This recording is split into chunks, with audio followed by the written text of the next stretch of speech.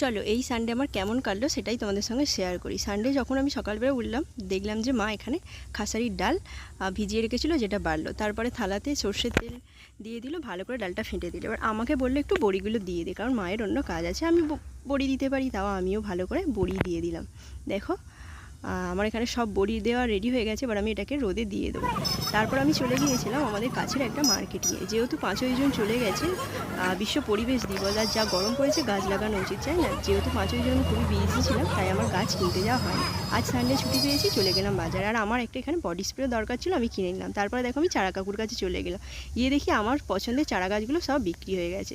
তাও দুটো পছন্দের চারা নিয়ে নিলাম, আমার একটা জবা ফুলের চারা আর মায়ের পছন্দের একটা টগর ফুল, যেটা কিন্তু আমাদের বাগানে ছিল এবং মারা গেছে, তাই মা বলেছিল একটা টগর ফুলের আনবি। দেখো তারপর আমি টগর ফুলের গাছ আর জবা ফুলের গাছ কিনে নিয়ে চলে এলাম। আর এখানে মা আর আমি মিলে মায়ের গাছ মা লাগিয়ে নিল, আমার গাছ আমি আর লাগিয়ে নিলাম।